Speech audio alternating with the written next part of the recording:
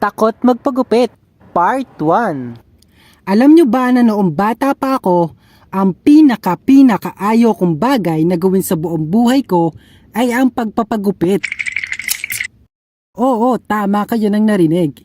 Hindi ko talaga gusto ang pagpapagupit. Kasi naman, noong bata pa lang ako, nagupit ng barbero yung tenga ko at nagdugo ito. Take note ha, hindi naman yung buong tenga ko yung nagupit. Yung tip lang, pero sobrang sakit pa din. Kaya simula nun, ayaw ko na talaga ang magpagupit. Kaya pag alam ko na humahaba na ang buhok ko, natatakot na ako. Kasi alam ko na yun na yung time na malapit na akong gupitan. Minsan nga sa haba ng buhok ko, nagmumukha na akong emo . Sa mga di pala nakakaalam, emo ang kadalasan tinatawag sa mga taong mahilig sa rock at hardcore music. Kadalasan yung hairstyle nila ay mahaba yung buhok, tapos mahaba yung bangs at nakahawi sa side. Tapos yung mga kantahan nila yung ganito. Okay, ready? Because tonight will be the night that I will fall for you over again. Don't make me change my mind. Oh, tama na yun. Balik kwento na tayo. Haha. Kaya naman, pag nakikita ng mama ko na mahaba na ang buhok ko, anak, malago na ang buhok mo ha. Abay bukas ay magpapagupit ka at linggo na. Kapag di ka pa nagpagupit sa Lunes, ay lagot ka sa teacher mo. Dun pa lang sa sinasabi ni mama, agad na akong kinakabahan ng sobra-sobra.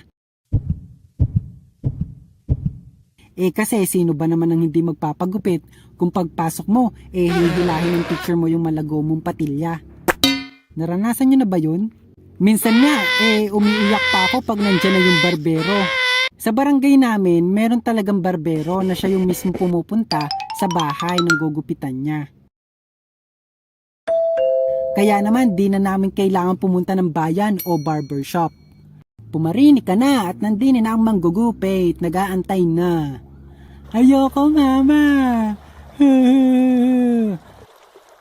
Ayaw mo ha? Asan ba yung pamatpat ko? Joke lang naman, di na mabiro. Ito na, magpapagupit na po. Di ba pwedeng magdrama muna? At sa tuwing uupo ako sa upuan, pakiramdam ko nasa electric chair ako kung saan ako bibitayin. Hahaha. Ganun yung pakiramdam. Any last words? Kayo na po bahala sa ulo ko. Huwag niyo na pong susugatan. Huhuhu. Tapos makikita ko pa yung mga gamit ng barbero na malalaking gunting. Lalo akong nangingilabot. Takot ka ba sa akin? Huwag kang mag-alala. Puputulin ko tenga mo. Oy, ako naman hihiwain kita. Masakit yun. Tumahimik kayo. Ewan ko ba talaga sa sarili ko bakit ayoko talaga magpagupit.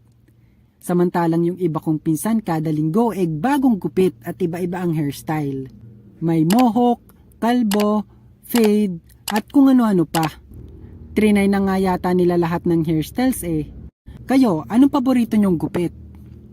Tapos pag bata ka talaga, yung nanay mo talaga yung masusunod sa kung anong gupit mo, di ba? Anong gupit po ng anak nyo? Barbers lang.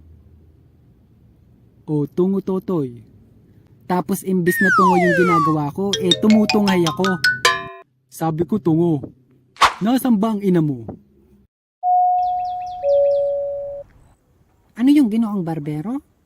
Ginang, maaari mo bang hawakan ang ulo ng iyong minamahal na anak? Ay walang anuman yun, Ginoo.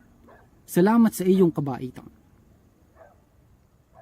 Tapos meron talagang barbero na pag naggugupit, imbis na pag ganun, ganito sila maggupit. Akala mo naman sasali sa limburak, no? Tapos pagkatapos kong magupitan ng buhok, di pa doon natatapos ang kalbaryo ko. Dahil may next round pa. At yun ay ang pag-aahit. Earn ko na. Huwag kang lilikot, baka mahiwa kita. Sa tuwing aahitan ako, hawak na hawak ni mama ko ang ulo ko. Kasi baka daw masugatan ako pag bigla akong lumikot. Aray! Siya, nahiwa ko, sabing huwag malikot .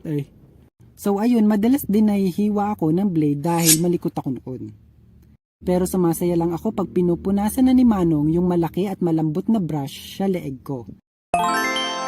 Ibig sabihin, tapos na ang gupitan session. Haha. Pogi ng anak ko ah. Tumingin ka sa salamin.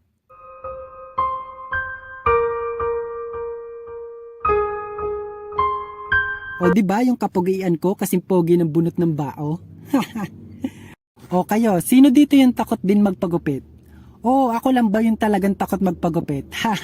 Hanggang sa susunod ulit na animation, kita-kits ulit tayo. Thank you sa inyo. Like, share, and subscribe ang video na to. Salamat! Ouch!